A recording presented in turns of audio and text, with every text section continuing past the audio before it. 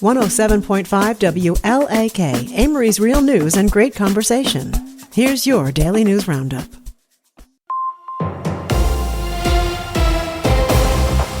For Civic Media News, I'm James Kelly.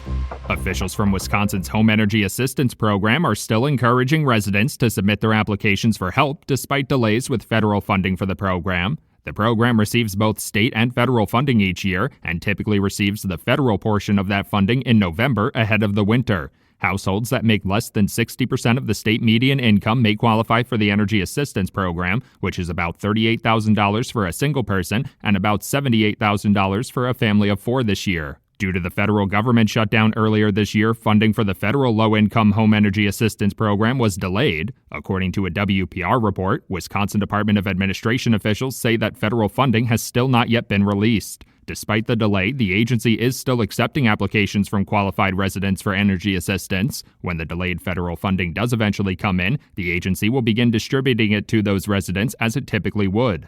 Chippewa Valley Health Cooperative officials hosted community members for a ribbon-cutting ceremony at their new hospital in Chippewa Falls last week. The organization has been working to repurpose the former HSHS St. Joseph's Hospital facility in Chippewa Falls, restoring critical healthcare access to residents who have been without a hospital since its closure nearly 2 years ago.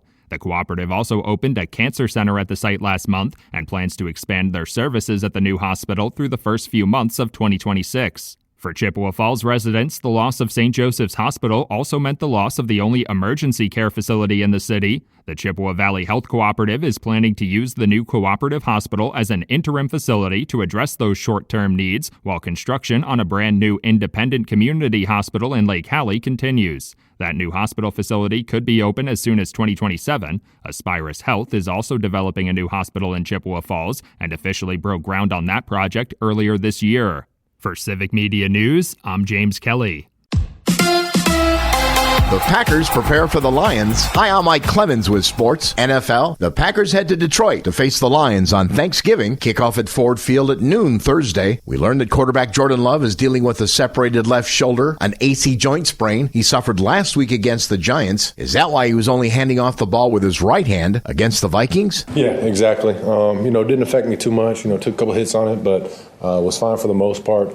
And, NBA, the Bucks losing at home last night to Portland, 115-103. It's their fifth loss in a row. They play the Heat in Miami tomorrow night. And the Wisconsin Badgers, Mimi Collier, on being the number one pick overall in the Major League Professional Volleyball Draft. It was so much fun. We're having a little watch party in the locker room right now. The whole staff is there. Some of the girls are there.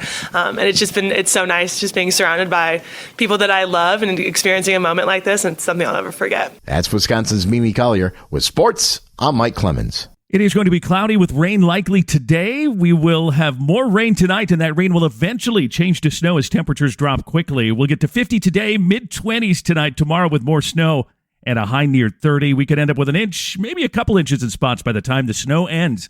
I'm meteorologist Sean Cable. That's your Amory News Roundup from WLAK. Find more news anytime at WLAKradio.com. Subscribe to this podcast on Spotify, Apple, or wherever you find your podcasts.